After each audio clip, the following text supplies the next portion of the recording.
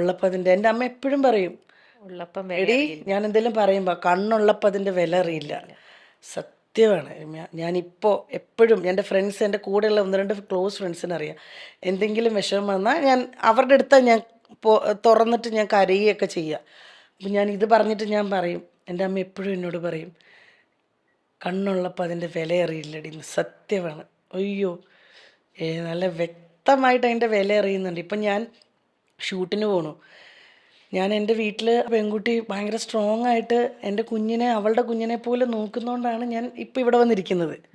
അതല്ലെങ്കിൽ എന്താ, നമുക്ക് ധൈര്യമായിട്ട് നമ്മുടെ അച്ഛനെയും അമ്മയും ആരെയെങ്കിലും, അവർ പേരക്കുട്ടികളെന്ന് വെച്ചാൽ ജീവനായിരിക്കും, നോക്കാൻ ഏൽപ്പിക്കും. എനിക്കൊരു വിഷമം വന്നാൽ, ഇപ്പം ഞാൻ കഴിഞ്ഞ കുറച്ച് വർഷങ്ങൾ കടന്നു പോയ ഒരുപാട് വിഷമം പിടിച്ച എൻ്റെ സിറ്റുവേഷനിലെല്ലാം എനിക്ക് പോയി ചെന്ന് കെട്ടിപ്പിടിച്ച് കരയാൻ എൻ്റെ അമ്മയുണ്ടായിരുന്നു, ഉണ്ടായിരുന്നേനെ. അതുണ്ടായിട്ടില്ല. ഞാൻ ഫോട്ടോയിൽ നോക്കിയാൽ കരഞ്ഞിട്ടുള്ളത്. എന്ത് ചെയ്യാൻ പറ്റും? എൻ്റെ വീട്ടിലങ്ങനെ ഫ്രെയിം ചെയ്ത് അച്ഛനും അമ്മയും മരിച്ച് മറ്റേ തിരി കത്തിച്ച ആ പരിപാടി ഒന്നുമില്ല.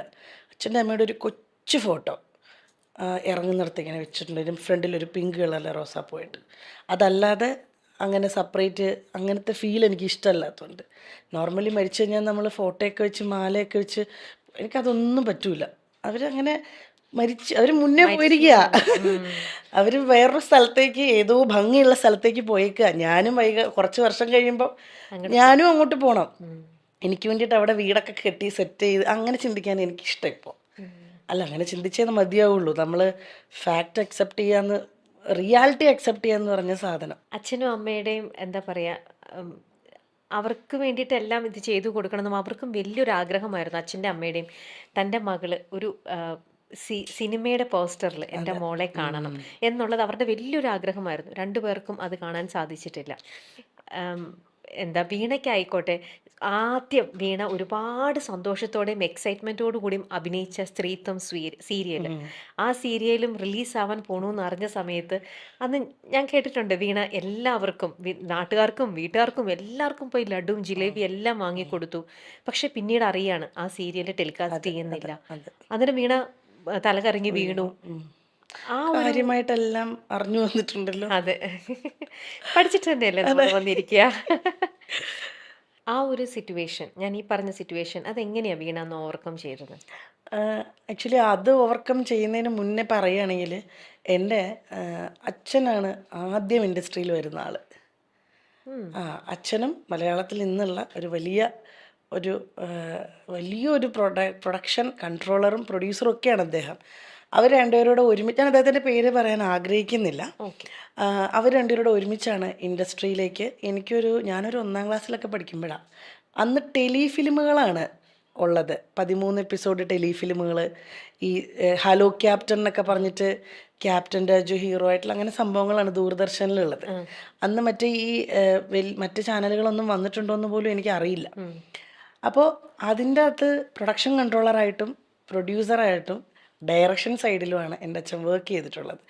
ഇപ്പോൾ അന്ന് പുള്ളിയും എറണാകുളത്ത് വരുമ്പോൾ അച്ഛനും അമ്മയും തമ്മിലുള്ള പ്രേമത്തിൻ്റെ കൂടുതലുകൊണ്ട് അച്ഛൻ ഇവിടെ നിൽക്കാൻ പറ്റാതെ വന്നിട്ടാണ് അച്ഛൻ ഈ ഇൻഡസ്ട്രി വേണ്ടാന്ന് വെച്ചിട്ട് തിരിച്ച് നാട്ടിലേക്ക് വരുന്നത്, കോട്ടയത്തേക്ക്.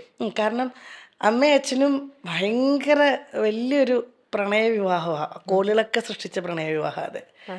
അപ്പം അവർ അന്നത്തെ കാലത്ത് അത്രയും വലിയ ഇഷ്യൂസ് ഉണ്ടാക്കി രണ്ടുപേരും കല്യാണം കഴിച്ചതാണ്. അപ്പം അവരെപ്പോഴും പറയുമായിരുന്നു, മരിക്കുന്നെങ്കിൽ ഞങ്ങൾ ഒരുമിച്ചേ മരിക്കുള്ളൂ എന്ന്. അതുപോലെ തന്നെ സംഭവിച്ചു. അമ്മ മരിച്ച് 6 മാസം തികയുന്ന അന്ന് അമ്മ മരിച്ചു കിടക്കുമ്പോൾ അച്ഛൻ പറയണ്ടായിരുന്നു, ലതികാമ്പാളെ എന്നാണ് വിളിക്കുക, ലതികാമ്പാളെ 6 മാസം എടി ഞാനും വരുവടി കൂടെ എന്ന്. 6 മാസം തികയുന്ന അതേ നക്ഷത്രത്തിൽ അച്ഛൻ മരിച്ചേക്കുന്നത്. ഭയങ്കര, അതല്ല ഞങ്ങൾക്കൊക്കെ പേടി വേഗം അച്ഛൻ എന്തെങ്കിലും പറ്റുമെന്നായിരുന്നു. കാരണം ഇവർ തമ്മിലുള്ള ഒരു ഭയങ്കര അറ്റാച്ച്മെൻറ്റാണ്. അതുപോലെ എൻ്റെ അച്ഛനെ പോലെ ഒരാളായിരിക്കണം എൻ്റെ ഭർത്താവെന്ന് ഞാൻ എപ്പോഴും ആഗ്രഹിക്കുമായിരുന്നു. സ്വാഭാവികം, ഇങ്ങനെ സ്നേഹിക്കുന്ന ഒരു അച്ഛനെ അമ്മയും കണ്ടുവരുമ്പോൾ നമ്മൾ മക്കൾ അവരെ പോലെ തന്നെ ഒരാളായിരിക്കും നമുക്ക് കിട്ടുകയെന്ന് നമ്മൾ എപ്പോഴും നമ്മൾ ആഗ്രഹിക്കും, സ്വപ്നം കാണും അല്ലേ? ആ പ്രതീക്ഷയോട് കൂടിയാണ് ജീവിതത്തിലേക്ക് ഇങ്ങനെ ഒരാൾക്ക് കമ്മിറ്റ്മെന്റ് എടുത്ത്.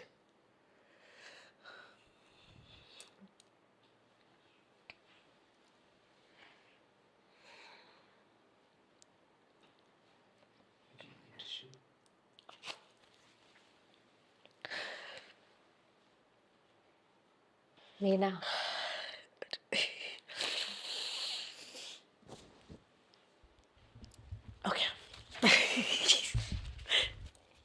എണീക്കാനും വയ്യ ഈ സാധനം ഇങ്ങനെ ഇരിക്കുന്നോണ്ട്. ഒരു വീഴാൻ പോണു. പറഞ്ഞു പറഞ്ഞു ലാസ്റ്റ് കണ്ടീച്ച് കൊണ്ടുവരും. അല്ല വീണ, അത് ശരിക്കും പ്ലീസ്, ഞാനും വീണയുടെ അതേ ഏജിലുള്ള ഒരാളാണ്. എനിക്ക് ഈസി ആയിട്ട് റിലേറ്റ് ചെയ്യാൻ പറ്റും വീണ പറയുന്ന ഓരോ കാര്യങ്ങളും. ശരിക്കും ഞാനൊരു ലേഡിയാണ്, നമ്മൾ ഏകദേശം ഒരേ ഏജിലുള്ളവരാണ്. വീണ പറയുമ്പോൾ ഞാനിതെല്ലാം വിഷ്വലൈസ് ചെയ്തുകൊണ്ടിരിക്കുക. നമുക്കിത് ശരിക്കും റിലേറ്റ് ചെയ്യാൻ പറ്റും. ഞാനും കല്യാണത്തിലേക്ക് വരുന്നതൊക്കെ ഇങ്ങനെ ഏതൊരു പെണ്ണും നമ്മൾ വേറൊരു കുടുംബത്തിലേക്ക് പോകുമ്പോൾ ഇതൊക്കെ പ്രതീക്ഷിച്ചുകൊണ്ടല്ലേ. പ്രത്യേകിച്ചും ഞാനും അതെ, തുടക്ക സമയത്ത് എൻ്റെ ഹസ്ബൻഡ് അവരുടെ വീട്ടിലെ സാഹചര്യങ്ങൾ വേറൊരു രീതിയിലായിരിക്കാം. നമ്മളെപ്പോഴും നമ്മുടെ അച്ഛൻ്റെ അമ്മയുടെ രീതി വെച്ചിട്ടാണ് നമ്മൾ അദ്ദേഹത്തിനെ കാണുന്നതും. നമ്മൾ അതുപോലെ തന്നെ ആയിരിക്കും ഇവരും എന്ന് വിചാരിച്ചിട്ട് എനിക്കും അതെ, എൻ്റെ ഏർലി സ്റ്റേജിലൊക്കെ അങ്ങനെ തന്നെയാണ്. എൻ്റെ അച്ഛനും അമ്മയും, എൻ്റെ അച്ഛൻ എവിടെ പോകണമെങ്കിലും എൻ്റെ അമ്മ ഡ്രസ്സ് എടുത്ത് കൊടുക്കണം. എൻ്റെ അച്ഛൻ അവർ തമ്മിലുള്ള ബോണ്ടിങ്, എൻ്റെ അച്ഛനും അമ്മയും തമ്മിൽ ടച്ച് വുഡ് ഭയങ്കര നല്ലൊരു ഇതാണ്. അപ്പം ഞാൻ അത് തന്നെ പ്രതീക്ഷിക്കുമല്ലോ. പക്ഷെ ഞാൻ ഇവിടെ വരുമ്പം ഇവർക്ക് അങ്ങനെ നിഖിലിന് ഞാൻ അങ്ങനെ ഡ്രസ്സ് എടുത്ത് കൊടുക്കൊന്നും വേണ്ട, നീലാണ് തന്നെ എടുക്കണം. അപ്പോൾ ആ തുടക്കത്തിൽ നമുക്കത് ബുദ്ധിമുട്ടായിരിക്കും. പിന്നീട് ഓക്കെ, നമ്മൾ റിയാലിറ്റി മനസ്സിലാക്കുകയാണ്, ഇവരിങ്ങനെയാണ്, അതങ്ങനെയാണ്. പക്ഷെ വീണ ഇപ്പോൾ പറയുമ്പോൾ എനിക്കത് നമ്മൾ എല്ലാ പെൺകുട്ടികളും ഇങ്ങനെ തന്നെയാണ് ലൈഫിലേക്ക് എൻ്റർ ചെയ്യുന്നത്. നമ്മൾ അല്ല അതിനകത്ത് എന്ന് വെച്ചാൽ എൻ്റെ എനിക്ക് എന്താണെന്ന് പറയുക, എനിക്ക് ആ കഴിഞ്ഞു പോയ ആ ഇതിനെപ്പറ്റി എനിക്ക് ഒത്തിരി പറയാൻ ആഗ്രഹമില്ലാത്തതുകൊണ്ടാട്ടോ. അല്ല ഞാൻ പറയുകയാണ്. പക്ഷെ നമ്മൾ അങ്ങനെ ഭയങ്കര നല്ല ലൈഫായിരുന്നു. ഞാനും അദ്ദേഹവും ഭയങ്കര ഹാപ്പി ആയിക്കൊണ്ട് നല്ല രീതിയിൽ പോയിക്കൊണ്ടിരുന്ന. പിന്നെ കുറച്ച് താളപ്പിഴകൾ വന്നപ്പോൾ അത് പ്രോപ്പറായിട്ട് ഞങ്ങൾ ഹാൻഡിൽ ചെയ്തില്ല. എൻ്റെ ഭാഗത്ത് മിസ്റ്റേക്സ് ഉണ്ട്, അദ്ദേഹത്തിൻ്റെ ഭാഗത്ത് മിസ്റ്റേക്സ് ഉണ്ട്. അപ്പം അതുകൊണ്ടൊക്കെ ഇങ്ങനെയൊക്കെ ആയിപ്പോയി. ഒരു പക്ഷേ എൻ്റെ അച്ഛനും അമ്മ ഉണ്ടായിരുന്നെങ്കിൽ ഇങ്ങനൊന്നും ആവില്ലായിരുന്നു. അതെ അതെ, എൻ്റെ സൈഡിൽ നിന്ന് ആ സമയത്ത് സംസാരിക്കാൻ അല്ലെങ്കിൽ അതിനൊന്നും അച്ഛനും അമ്മ ഉണ്ടായിരുന്നെങ്കിൽ കുറച്ചുകൂടെ സ്ട്രോങ് ആയിട്ട്. എൻ്റെ ചേട്ടൻ ഒറ്റ കാര്യം എന്നോട് പറഞ്ഞുള്ളൂ. എനിക്കൊരു ബ്രദറുണ്ട്, ശരത്ത് എന്ന പേര്, ലിബു എന്ന് ഞാൻ വിളിക്കും. ലിബു ചേട്ടൻ ഒറ്റ കാര്യം പറഞ്ഞുള്ളൂ, നിൻ്റെ തീരുമാനമാണ് നിൻ്റെ ലൈഫ്. പക്ഷെ നമ്മുടെ അച്ഛനും അമ്മ ഉണ്ടായിരുന്നെങ്കിൽ കുറച്ചുകൂടെ നമ്മളോട് അങ്ങനെ ആയിരിക്കില്ല പറയുക. ഏട്ടൻ കുറച്ചുകൂടെ മുതിർന്ന രീതിയിൽ ഏട്ടൻ എന്നോട് അങ്ങനെ സംസാരിച്ചു എന്നേ ഉള്ളൂ. ബാക്കി എനിക്ക് കണ്ണൻ്റെ വീട്ടിൽ വേറെ അങ്ങനത്തെ വലിയ ഇതൊന്നും ഉണ്ടായിരുന്നില്ല. ഞങ്ങൾ കുഴപ്പമില്ലായിരുന്നു, ഞാൻ ഓക്കെ ആയിരുന്നു, ഞങ്ങൾ ഹാപ്പി ആയിരുന്നു. ഞങ്ങൾക്ക് ഒത്തിരി നല്ല ഗുഡ് മെമ്മറീസ് ഉണ്ട്. പിന്നെ ബാഡ് മെമ്മറീസ് ഉള്ളത് അത്ര നല്ലതല്ല, അത്രയേ ഉള്ളൂ. അതെൻ്റെ ഭാഗത്തു നിന്നും അദ്ദേഹത്തിൻ്റെ ഭാഗത്തു നിന്നും എങ്ങനെയോ ആയിക്കോട്ടെ. അതെ, ഒരു ഫാമിലിയിൽ അത് ഗുഡ് മെമ്മറീസും ബാഡ് മെമ്മറീസും ഉണ്ടായിരുന്നു. അതിനകത്ത് ഗുഡ് മെമ്മറീസ് ഒത്തിരി ഉണ്ട്. അതുകൊണ്ട് എനിക്ക് ഇപ്പോഴും എനിക്ക് അദ്ദേഹത്തെ വെറുക്കാനോ അദ്ദേഹത്തോട് ദേഷ്യമോ അല്ലെങ്കിൽ ഒന്നുമില്ല. എനിക്കിപ്പോഴും അതുകൊണ്ട് എൻ്റെ മോൻ്റെ അച്ഛൻ എന്നുള്ള രീതി എനിക്ക് ഭയങ്കര ഇഷ്ടമാണ് അയാളെ ഇപ്പോഴും. കാരണം at the end of the day ഞങ്ങൾ തമ്മിൽ നല്ല ഇത്രയും വർഷം ഒരുമിച്ചുണ്ടായിരുന്നതാണ്.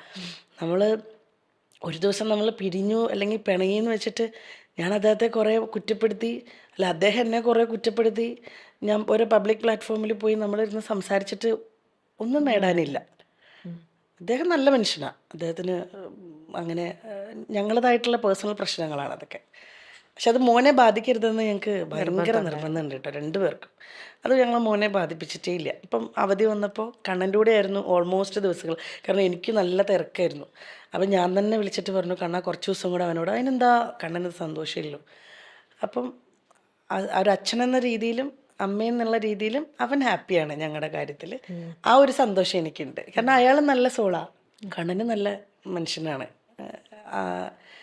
പിന്നെ ഈ പേഴ്സണലി ഉള്ള പ്രശ്നങ്ങളാണ് ഇതിലേക്ക് ഇങ്ങനെ ഒരു രീതിയിൽ അങ്ങ് പോയത്. നമ്മുടെ ആ പ്രായത്തിന്റെ പുറത്തുണ്ടാവുന്ന നമുക്ക് ആ ഒരു പക്വതയില്ലായ്മയുടെ പുറത്തോ ഒരുപാട് അതിനകത്ത് കുറേ സംഭവങ്ങളുണ്ട്. അപ്പം അത് എന്താ പറയുക, അത് അടഞ്ഞു അധ്യായം. അതെ, പക്ഷേ നമ്മുടെ ഒരു എന്താ പറയാ, അച്ഛനും അമ്മയും ഉണ്ടായിരുന്നെങ്കിൽ ഇങ്ങനെയൊന്നും നമുക്ക് സംഭവിക്കുക. എപ്പോഴും നമുക്ക് നമ്മുടെ ബാക്കിൽ നമുക്കൊരു സ്ട്രെങ്ത് ആണല്ലോ അവർ കൂടെ ഉള്ളപ്പോൾ. നമുക്ക് തെറ്റു പറ്റിയിട്ടുണ്ടെങ്കിൽ അവർ നമുക്ക് പറഞ്ഞു തരും അല്ലേ, ഇതുപോലെ ഇത് ചെയ്യണം, മറ്റുള്ളവരുടെ ആണെങ്കിലും. അപ്പം അങ്ങനെ ഇപ്പോഴാണെങ്കിലും ഇപ്പം വീണയ്ക്ക് എപ്പോഴെങ്കിലും അത് റിഗ്രറ്റ് ചെയ്യുന്നുണ്ടോ? എന്താണ് ഞാൻ എടുത്തു പോയ ഒരു ഡിസിഷൻ? അല്ലല്ല, റിഗ്രറ്റ് ഒന്നുമില്ല എനിക്കൊരു. ഞാൻ ചെയ്തു പോയതിൽ എനിക്ക്, അല്ലെങ്കിൽ ഞങ്ങൾ പരസ്പരം ലാസ്റ്റ് ഞാനിപ്പോൾ ഈ കഴിഞ്ഞ ഫെബ്രുവരിയിലാണ് ഞാൻ മ്യൂച്വലിന് ഞാൻ ഓക്കെ പറയുന്നത്. അപ്പം അതിനകത്ത് റിഗ്രറ്റ് ഒന്നുമില്ല. കണ്ണൻ ഹാപ്പിയാണ്. ഒരു പക്ഷെ അതാണ് ചിലത് പറയില്ലേ, ചേരേണ്ടത് ചേരണമെന്ന് പറയില്ലേ. ഞാനൊരു പക്ഷേ ഇങ്ങനെ മാറിയത് കൊണ്ടായിരിക്കും ഞാൻ ഭയങ്കര എനിക്ക് തന്നെ അറിയാം ഞാൻ പഴയ ഞാനല്ല ഇപ്പോൾ. ഞാൻ ഭയങ്കരമായിട്ട് എന്തിനെ ഫേസ് ചെയ്യാൻ നല്ല രീതിയിൽ പഠിച്ചു. എൻ്റെ അച്ഛനും അമ്മയും മരിച്ച സമയത്തൊക്കെ ഞാൻ ഭയങ്കര സ്ട്രോങ് ആയിട്ട് നിന്നിട്ടുണ്ടെങ്കിലും ലൈഫിൽ വന്ന സമയത്ത് ഞാൻ ഭയങ്കര എല്ലാവരും പറയുന്ന പോലെ കുലസ്ത്രീ പരിവേഷം തന്നെയായിരുന്നു. എനിക്ക് അങ്ങനെ ആയിരുന്നു ഞാൻ. പക്ഷെ അതൊന്നും അല്ല ലൈഫ്. കുലസ്ത്രീയായിരിക്കുന്നതോ അല്ലെങ്കിൽ അങ്ങനെയൊന്നും അതൊന്നും അല്ല ലൈഫ് എന്ന് ഇപ്പോഴാണ് എനിക്ക് മനസ്സിലായത്. അദ്ദേഹത്തിന് ചേർന്ന ആളാണ് ഇപ്പോൾ കൂടെ ഉള്ളത്. അവർ നല്ല സ്ത്രീയാണ്. ഞാൻ നമ്മൾ അന്വേഷിക്കൂല എന്തായാലും. അറിഞ്ഞിടത്തോളം അവർ നല്ല സ്ത്രീയാണ്. അവരുണ്ട് ചേരേണ്ടത് തന്നെയാണ് ചേർന്നേക്കുന്നത്. അപ്പോൾ എനിക്കതിനകത്ത് വിഷമം ചോദിച്ചാൽ മനുഷ്യനല്ലേ പിള്ളേ. സത്യം വിഷമം എപ്പോഴെങ്കിലും, കാരണം ഇപ്പോഴും നിങ്ങൾ ഒരുമിച്ചില്ലാന്നല്ലേ ഉള്ളൂ, ഒരു കാലത്ത് ഒരുമിച്ചുണ്ടായിരുന്നവരാണ്, പിന്നെ പരസ്പരം നന്നായിട്ട് സ്നേഹിച്ചവരാണ്. അതൊരിക്കലും സ്വാഭാവികം നമുക്ക് അവരെയൊന്നും അങ്ങനെ പാട്ടുകൾ ഞങ്ങൾ രണ്ടുപേരും ചേർന്ന് കേട്ടിട്ടുണ്ടായിരുന്ന പാട്ടുകൾ കേൾക്കുമ്പോൾ ഇപ്പോഴും പുള്ളിയെ ഓർമ്മ വരുള്ളൂ. അമ്പാടിയുടെ പഴയ വീഡിയോസും ഒക്കെ നമുക്ക് ഫേസ്ബുക്കിൽ അപ്ഡേഷൻ വരുമ്പോഴൊക്കെ കണ്ണനും ഞാനും കുഞ്ഞും കൂടെയുള്ള ഫോട്ടോസാണ് കാണുന്നത്. അതുപോലെ തന്നെ പുള്ളിക്ക് റിഫ്ലക്ട് ചെയ്യാതിരിക്കത്തില്ല, മനുഷ്യരല്ലേ. പിന്നെ at the end of the day പുള്ളി അങ്ങനെ ഗ്രഡ്ജോ വൈരാഗ്യോ അങ്ങനത്തെ ഉള്ളൊരു ആളല്ല. പുള്ളി നല്ല മനുഷ്യൻ തന്നെയാണ്. എനിക്കും അങ്ങനെ ഗ്രഡ്ജോ പ്രശ്നങ്ങളോ ഒന്നും തന്നെ ഒരാളോടും ഇല്ല. അപ്പം അതുകൊണ്ട് തന്നെ ഞങ്ങളിപ്പോൾ മോൻ്റെ കാര്യത്തിലും എനിക്കങ്ങനെ, പിന്നെ നമ്മൾ ഓരോന്നും വെച്ചിട്ട് ഇപ്പോൾ മോനെ നോക്കുന്നത് കസ്റ്റഡി എനിക്കാണ് എന്നുള്ളത് മാത്രമേ ഉള്ളൂ. കസ്റ്റഡി എന്നുള്ള പേര് പോലും പറയാൻ നമുക്ക് ഇതല്ല. പക്ഷെ മോൻ്റെ കാര്യങ്ങൾ മുഴുവൻ ഹാൻഡിൽ ചെയ്യുന്നത് ഞാനാണ്. അതിനകത്ത് ഞാൻ ഭയങ്കര ഹാപ്പിയാണ്. നമ്മൾ ജീവിക്കുന്നതിൽ അർത്ഥം വേണ്ടേ? എനിക്ക് ജീവിക്കുന്നതിന് ഭയങ്കര അർത്ഥമുണ്ട്. എൻ്റെ കുഞ്ഞെനിക്ക് അതൊരു ഭയങ്കര എന്താ പറയുക, ഭയങ്കര സ്ട്രോങ് പില്ലറാണ് അവൻ എൻ്റെ. സത്യം മക്കളെന്ന് പറയണത്. നമ്മൾ ഒരു പക്ഷേ ഈ സമയത്തായിരുന്നു എൻ്റെ കല്യാണം നടന്നിരുന്നെങ്കിൽ ഇങ്ങനെയൊന്നും സംഭവിക്കില്ലായിരുന്നു. കാരണം ഇപ്പം എനിക്ക് അന്ന് എടുത്തു ചാടി നമ്മൾ ഭയങ്കര ദേഷ്യം, എനിക്ക് ഭയങ്കര ഒന്നും മുന്നും പിന്നും നോക്കാത്ത രീതികളുണ്ടായിരുന്നു എനിക്ക് കുറേ. പക്ഷെ ഇപ്പം അങ്ങനെ അല്ലല്ലോ. ഇപ്പം നമ്മൾ എന്താ ചെയ്യുന്നത് പ്രവർത്തിക്കുന്നതിനൊക്കെ നമുക്ക് വ്യക്തമായ ഒരു ധാരണയും കാഴ്ചപ്പാടും ഉണ്ട്. എനിക്ക് അറിയാവുന്ന എൻ്റെ കസിൻസൊക്കെ പിള്ളേരോട് പറയും, ദൈവം ഇത് 30 വയസ്സെങ്കിലും ആകുമ്പോഴേ കല്യാണം കഴിക്കാവുള്ളേ. കാരണം ആ ഒരു പ്രായമൊക്കെ എത്തണമെന്നേ നമുക്കൊരു പക്വത. എല്ലാവരും പറയും ഇല്ല ഞാൻ ഭയങ്കര മെച്യൂരിറ്റി ഉണ്ട്, നമ്മുടെ വേറെ പല കാര്യങ്ങൾക്കും നമ്മൾ ഫേസ് ചെയ്യുന്ന പ്രശ്നങ്ങൾ നമ്മൾ മെച്യൂർഡായിട്ട് ചെയ്യും. പക്ഷെ ചില കാര്യങ്ങൾക്ക് നമുക്ക് മെച്യൂരിറ്റി വരാൻ, അല്ലെ വകതിരിവ് വരാൻ കുറച്ച് സമയമെടുക്കും. അപ്പം അങ്ങനെ എനിക്ക് തോന്നിയിട്ടുണ്ട്, ഒന്ന് ഡിലേ ആയിട്ട് മതിയായിരുന്നു എന്നെനിക്ക് തോന്നിയിട്ടുണ്ട്. പക്ഷെ ഇപ്പം ഹാപ്പിയാണ്, പുള്ളി ഹാപ്പിയാ, ഞാനും ഹാപ്പിയാ. ഇതെല്ലാം നമ്മൾ അവസാനം നമ്മുടെ തലവര, നമ്മുടെ ഡെസ്റ്റിനി ആയിരുന്നു ഇതെല്ലാം, അല്ലേ? നമ്മൾ ഇതൊക്കെ ഗോ ത്രൂ ചെയ്യണം, നമ്മൾ ആരും ആഗ്രഹിച്ചിട്ടല്ല, പക്ഷെ നമ്മുടെ ലൈഫിൽ ഇതൊക്കെ നമ്മൾ ഗോ ത്രൂ ചെയ്യണം എന്നുള്ളത് നമ്മുടെ ഓരോരുത്തരുടെയും ഉള്ള ഇതാണ്. പക്ഷെ നമുക്ക് എപ്പോഴും നമ്മുടെ ലൈഫിലൊരു പ്രശ്നങ്ങളൊക്കെ വരുമ്പോഴേ സ്വാഭാവികമായിട്ട് നമ്മൾ ആരാണെങ്കിലും, കല്യാണം കഴിഞ്ഞിട്ടുള്ളവരാണെങ്കിൽ നമ്മൾ നമ്മുടെ ഭർത്താവിൻ്റെ അടുത്തായിരിക്കും പറയുക, അല്ലെങ്കിൽ അച്ഛനും അമ്മ, അല്ലെങ്കിൽ നമ്മുടെ നല്ലൊരു ക്ലോസ് ഫ്രണ്ട് ഉണ്ടെങ്കിൽ, ബെസ്റ്റ് ഫ്രണ്ട് ഉണ്ടെങ്കിൽ. അങ്ങനെ വീണയെ സംബന്ധിച്ചപ്പോൾ ഇപ്പം എന്തെങ്കിലും ഒരു ബുദ്ധിമുട്ടുകളോ എന്തെങ്കിലും ഒരു പ്രശ്നമോ വീണയ്ക്ക് ഹാൻഡിൽ ചെയ്യാൻ പറ്റാത്ത പല സിറ്റുവേഷൻസ് വന്നു കഴിഞ്ഞാൽ അപ്പോൾ വീണ ഇപ്പോൾ ആരുടെ അടുത്ത് ആദ്യം പോയി പറയുക? ഇപ്പോൾ കഴിഞ്ഞ കുറച്ച് നാളുകളായിട്ട് ഞാൻ പറഞ്ഞു, എനിക്ക് കുറച്ച് വളരെ 1, 2, 3 ഫ്രണ്ട്സ് ഉണ്ട്. അതിനകത്ത് എൻ്റെ എല്ലാ കാര്യവും അറിയാവുന്ന ഒരു ഫ്രണ്ടെന്ന് പറയുന്നത്, എന്നെപ്പറ്റി ഞാൻ എന്ന് പറയാവുന്ന ഒരാളാണ് അലീന. എന്നാൽ ഇന്ന് വിളിക്കാറില്ല ഞാൻ അവളെ. പിന്നെ അല്ലാതെ എനിക്കിവിടെ ഒരു നല്ലൊരു ഫ്രണ്ട്, വളരെ ഭയങ്കര എന്താ പറയുക, നമ്മുടെ കൂടെ അങ്ങനെ നിൽക്കുന്ന കുറച്ച് സൗഹൃദങ്ങളുണ്ട്. അതിനകത്ത് ഈ കഴിഞ്ഞ ഒരു ജനുവരിയാണോ ഡിസംബറിലോ മറ്റോ എൻ്റെ ചേട്ടന് പെട്ടെന്നൊരു വയ്യാഴിക വന്നു. ഞാനും ചേട്ടനും ക്ലോസ് ആയിരുന്നു. പക്ഷെ അങ്ങനെ ഡെയിലി വിളിക്കലോ അല്ലെ സുഖാണോടി നിനക്ക് വയ്യേ അങ്ങനെ ഒന്നും ചോദിക്കലൊന്നുമില്ല. കാണുമ്പോൾ ഭയങ്കര സ്നേഹമാണ്. ഡെയിലി വിളിച്ച് അന്വേഷിക്കുന്ന ചേട്ടനോ ഡെയിലി വിളിച്ച് ചേട്ടൻ്റെ വിശേഷങ്ങൾ അന്വേഷിക്കുന്ന പെങ്ങളോ അല്ലായിരുന്നു ഞാൻ. പക്ഷേ കഴിഞ്ഞ ഡിസംബറിൽ ചേട്ടനൊരു ചെറുതായിട്ടൊരു അറ്റാക്ക് വന്നു. അപ്പോൾ ഇതിനകത്ത് ഇങ്ങനെ കാണിക്കുമല്ലോ, അപ്പോൾ എന്നെ വിളിച്ചിട്ട് ചേട്ടത്തിയമ്മ ഒമാനില്ല പ്രിയ. അപ്പോൾ എന്നെ പ്രിയ വിളിക്കുന്നത്, എടി ചേട്ടന് വയ്യ, നീ ഒന്ന് അത്യാവശ്യമായിട്ട് തിരുവനന്തപുരം ചെല്ലണം എന്ന് പറഞ്ഞ് ഞാൻ ആ ഇട്ട നിൽക്കുന്ന ട്രാക്ക് സ്യൂട്ടും ഒരു ടീഷർട്ടും ഇട്ടിട്ട് അതിട്ടെടുത്തിട്ട് ഞാൻ വണ്ടി എടുത്തിട്ട് എനിക്ക് വണ്ടി എടുക്കാൻ പറ്റണില്ല. അങ്ങനെ റാഫി എൻ്റെ ഡ്രൈവറിനെ വിളിച്ചിട്ട് അപ്പം തന്നെ ഞാൻ തിരുവനന്തപുരത്തേക്ക് പോകുന്നത്. ആ പോണ പോക്കിലാണ് എനിക്കൊരു ഭയങ്കര പേടിയായി. ദൈവം എൻ്റെ ചേട്ടന്, കാരണം ആ സെയിം ഹോസ്പിറ്റലാണേ. എൻ്റെ ചേട്ടൻ എന്നേലും പറ്റുമോ ഇത് ആലോചിച്ചാണ് ഞാൻ അവിടെ വരെ എത്തുന്നത്. അപ്പം ഞാൻ ഇടയ്ക്കിടയ്ക്ക് ഫോൺ വിളിച്ച് ചോദിക്കുന്നുണ്ട്. ചേട്ടൻ നേഴ്സാണ്, പക്ഷെ ചേട്ടൻ നല്ല പേടിച്ചു തൂറിയാണ് ചേട്ടൻ്റെ കാര്യത്തിൽ. ചേട്ടൻ 108 നേഴ്സാണ്. പക്ഷേ ചേട്ടൻ ഈ സൗണ്ടില്ലേ, ഈ ICUലെ സൗണ്ട് എനിക്കറിയാവുന്ന ഹോസ്പിറ്റലും ഡോക്ടേഴ്സും ആയതുകൊണ്ട് ചേട്ടന് ഫോണൊക്കെ കൊടുപ്പിച്ചു. ചേട്ടൻ പറഞ്ഞു, എടി എനിക്ക് ഈ സൗണ്ട് കേൾക്കാൻ പറ്റുന്നില്ലടി, പേടിയാവുന്നടി എന്ന് പറഞ്ഞു. പക്ഷേ ആൻജിയോഗ്രാം ഒന്നും ചെയ്തപ്പോൾ ചേട്ടന് കുഴപ്പമൊന്നുമില്ല. പക്ഷെ ഞാൻ അവിടെ ചെന്നു. പക്ഷെ അന്ന് മുതൽ ഞാനും ചേട്ടനും ഭയങ്കര ക്ലോസായി. ഞാൻ ഓടി ചെന്നപ്പോൾ ചേട്ടൻ്റെ സമാധാനം എനിക്ക് മനസ്സിലായി. ഞാൻ എനിക്ക് പിറ്റേന്ന് ഷൂട്ടുണ്ട്. എന്നിട്ട് ഞാൻ പിറ്റേ ദിവസം ലേറ്റ് നൈറ്റാണ് ഞാൻ അവിടെ നിന്ന് തിരിക്കുന്നത്. അതുവരെ ചേട്ടൻ്റെ കൂടെ ഇരുന്ന് ചേട്ടനെ കംഫർട്ടാക്കി. അതിനുശേഷം ഞാനും ചേട്ടനും ഭയങ്കര ക്ലോസാണ്, ചേട്ടത്തിയമ്മയായിട്ടും പണ്ടത്തേതിലും. കാരണം എനിക്കൊരു തോന്നൽ, ദൈവം എൻ്റെ ചേട്ടനും കൂടെ എന്നെ വിട്ടേച്ച് പോയി ഞാൻ എന്ത് ചെയ്യും, അങ്ങനെ ഒരു പേടി ഉള്ളിൽ വന്നിട്ട് അതിനുശേഷം ഞങ്ങൾ 3 പേരും തമ്മിലുള്ള ബോണ്ടിങ്, ഏട്ടത്തിയമ്മയും ഞാനും. എനിക്ക് ചേട്ടന് വേണ്ടി എനിക്ക് സ്റ്റാൻഡ് ചെയ്യണം, ചേട്ടനും അതുപോലെ തന്നെ എല്ലാ കാര്യത്തിലും എൻ്റെ ഇടപെടുന്നു. എൻ്റെ പ്രശ്നങ്ങൾ വരുമ്പം ഞാൻ ചേട്ടാ ഇങ്ങനെയാണ് ചേട്ടാ, ഞാൻ എന്താ ചെയ്യുക.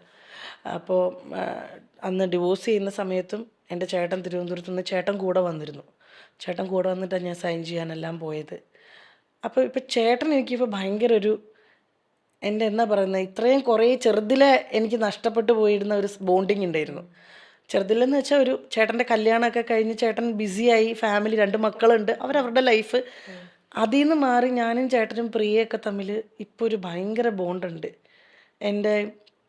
അതിന് ശേഷം ഞാൻ എൻ്റെ ഫാമിലിയിലുള്ള പലരുമായിട്ടും കൂടുതൽ ഞാൻ ബോണ്ടിങ് വെച്ചു. എൻ്റെ ചിറ്റപ്പൻ, എൻ്റെ അച്ഛൻ്റെ പെങ്ങളുടെ ഫാമിലി, അമ്മാമ്മ, എല്ലാവരുമായിട്ട്.